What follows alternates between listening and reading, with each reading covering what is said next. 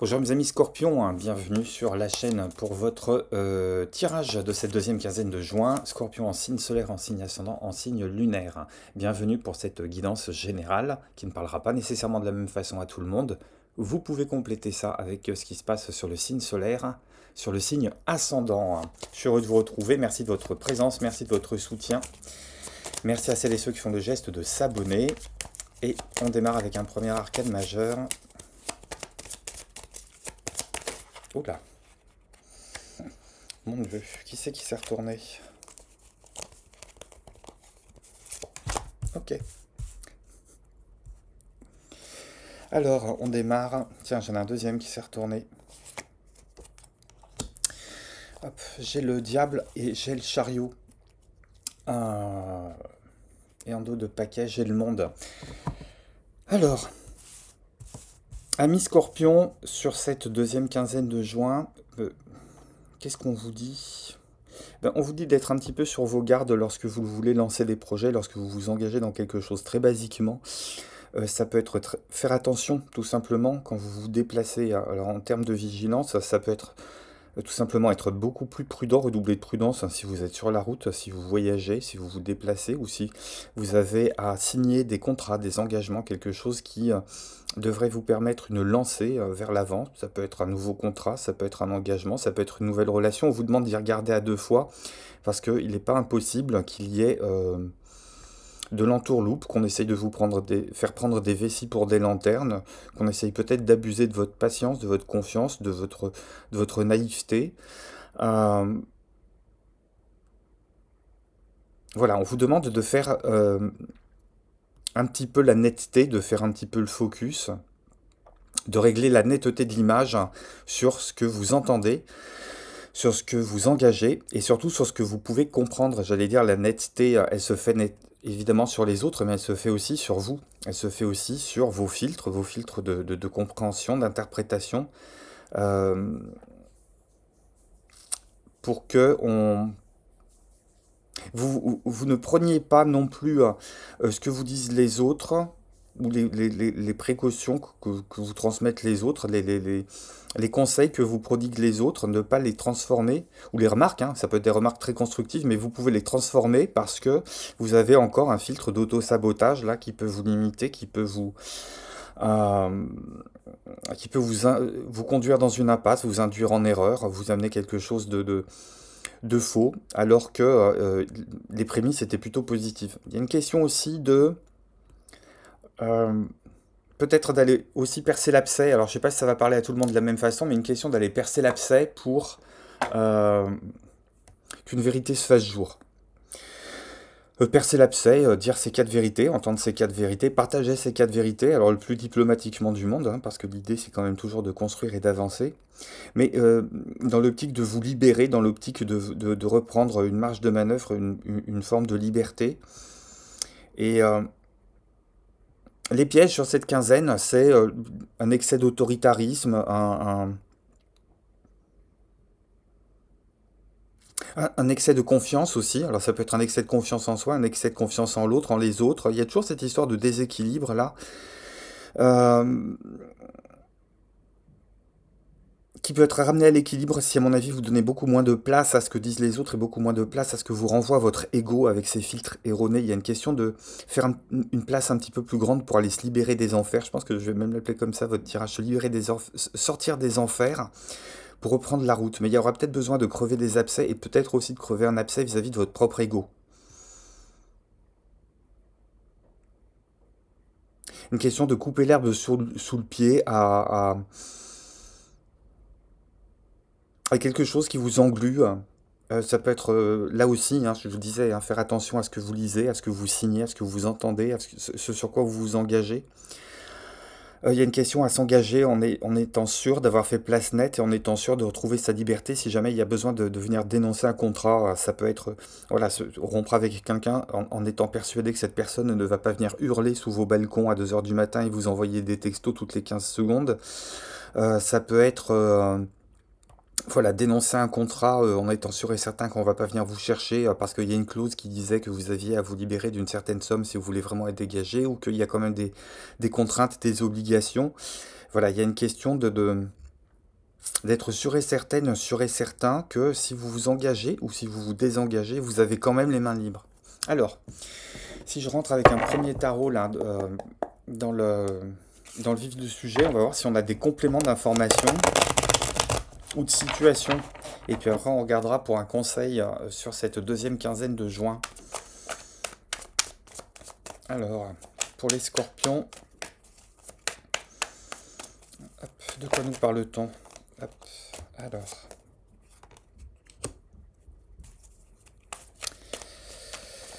Ok. Donc, reine d'épée, oui, effectivement, il y a une question à se dégager de toute forme de conditionnement émotionnel, de toute forme de filtre émotionnel, d'interprétation émotionnelle des choses. Il y a une question ou des questions qui sont à interpréter, mais en étant le plus carré possible, le plus objectif possible. C'est comme si vous aviez à vous dégager de votre propre situation. Je ne sais pas de quoi ça peut parler. Un boulot, finance, amour, relationnel, amitié, famille. Regardez comment ça résonne avec votre situation actuelle. Mais il y a une question à prendre de la hauteur pour acquérir un maximum d'objectivité. Peut-être une question aussi de se retirer, de se prendre un petit moment de solitude. Peut-être aussi pour soigner ses dernières plaies, pour regarder où en sont les dernières cicatrices de ce que vous traversez, ou peut-être poser clairement ce que vous voulez, surtout ce dont vous ne voulez plus à l'avenir. Il y a une question aussi d'aller calmer cette agressivité là qui peut venir, qui peut sourder, vous ne savez pas trop d'où. Il y a une question aussi de sortir le nez du guidon et prendre de la hauteur pour aller voir plus loin. Presque comme si on vous disait de monter en haut de la montagne et de ne pas rester en bas de la montagne pour être sûr et certain que vous arrivez à voir venir de très loin avec une vision qui agrandit, une vision qui est beaucoup plus large. Euh, les imprévus qui peuvent arriver, qui peuvent se manifester, les situations plus ou moins tordues par rapport auxquelles vous voulez prendre un peu le large, hein, à mon avis. Et regardez le truc, regardez voir le truc venir de loin, je vais y arriver, histoire de préparer votre réaction, de ne pas réagir à chaud, de ne pas réagir dans l'impulsif, et de réagir beaucoup plus froidement. Il y a une question ça va vous aider, à mon avis, à, à retrouver une forme d'équilibre, une forme de tranquillité. J'ai pas envie de dire de sérénité, parce que, à mon avis, là, on va peut-être pouvoir se réjouir aussi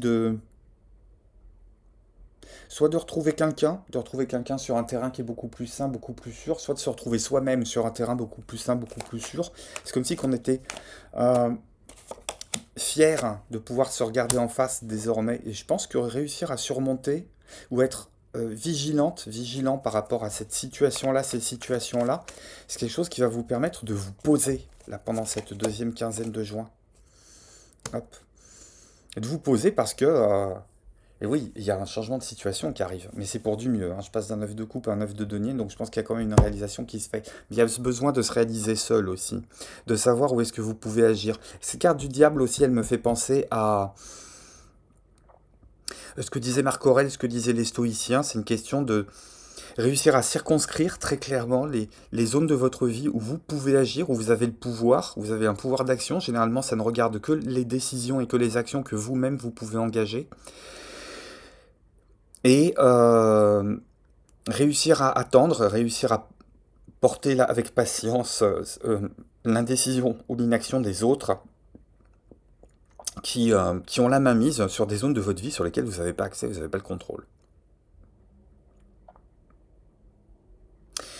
Et après, le diable vient la tour, vient la maison Dieu, et je pense que effectivement, au bout de cette quinzaine, vous allez euh, être un petit peu plus libre, être un petit peu plus dans la réflexion, dans l'action, dans la réalisation de soi, passer d'un vœu à sa réalisation, et non plus être dans le mental, être dans la prise de tête en disant j'ai envie de me lancer, quitte à me lancer n'importe comment, mais j'ai envie de me lancer. Donc là, surtout pas.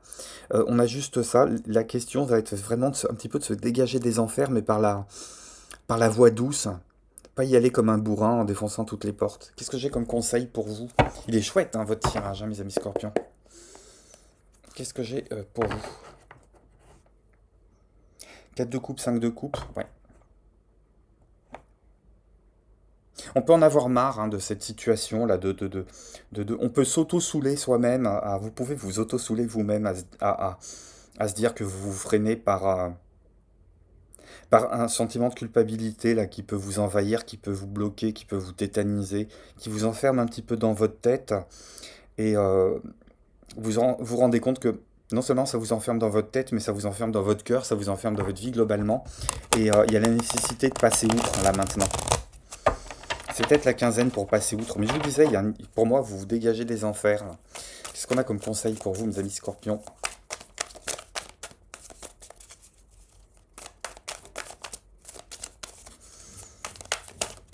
Qu'est-ce que j'ai comme conseil?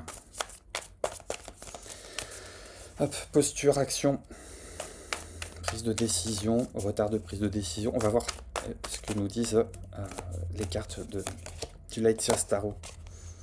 Roi de denier, très bien. Peut-être prendre appui auprès de quelqu'un qui a du pouvoir, qui a de l'aisance, qui a une certaine forme de générosité. Ça peut être quelqu'un dans votre entourage, un ami sur qui vous pouvez compter de manière fidèle. À quelqu'un à qui vous pouvez confier vos angoisses. Quelqu'un qui va peut-être aussi vous faire pointer du doigt le fait que ce qui vous bloque n'est que dans votre tête. Et j'ai l'huile d'épée en dos de paquet. Donc pour moi, c'est très très cohérent tout ça. Allez prendre conseil auprès de quelqu'un qui manifeste pour vous la réussite, qui manifeste pour vous la générosité.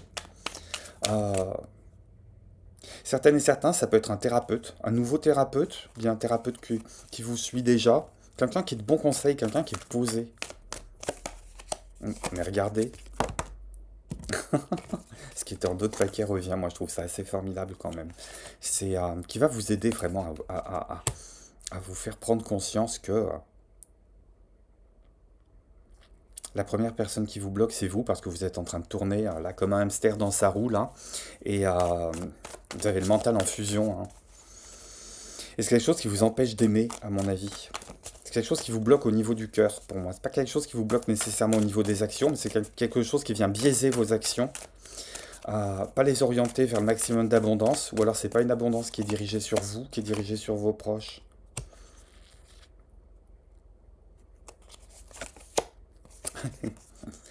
Et ouais, on reboucle. Alors pour moi, et regardez, j'ai encore 9 de coupe derrière. Donc pour moi, le conseil, c'est vraiment être au diapason des énergies qui sont présentes cette semaine, parce que vous avez...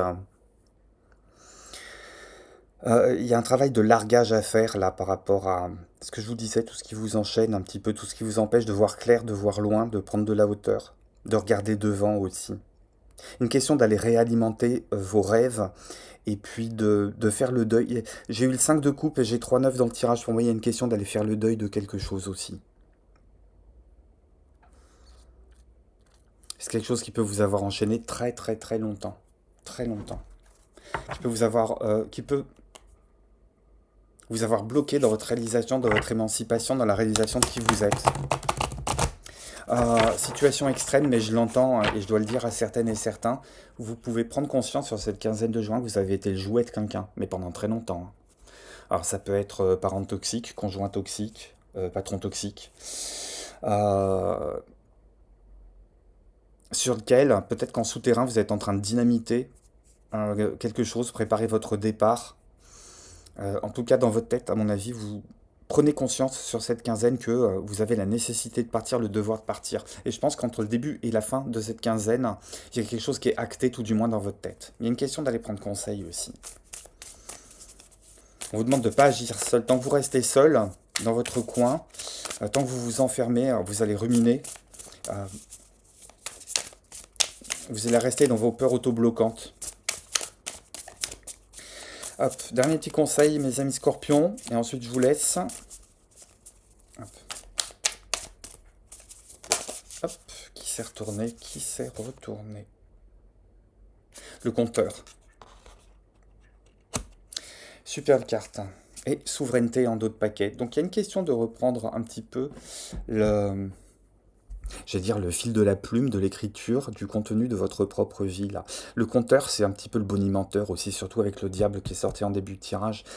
Et Ce que je vous disais, je pense que vous avez pu être le jouet de quelqu'un qui a écrit sur les pages de votre vie quelque chose que lui tenait à cœur, qui voulait voir se réaliser avec le fait que vous étiez soit de la matière première, soit un outil, soit un carburant, soit un comburant, quelque chose dans ce goût-là, mais qui a complètement oublié votre libre arbitre, votre intégrité, qu'elle soit physique, mentale. Je pense qu'il y a pu avoir des abus, que ce soit des abus physiques ou des abus psychologiques. Vous êtes en train de mettre le doigt dessus, probablement avec quelqu'un. Il y a besoin de consigner quelque chose ici.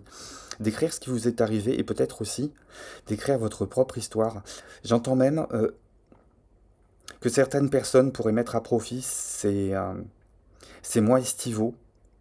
C'est moi où on travaille moins, c'est moi où le monde ralentit un petit peu, et parfois où on se décentre de son logement, de ses habitudes, de son entourage.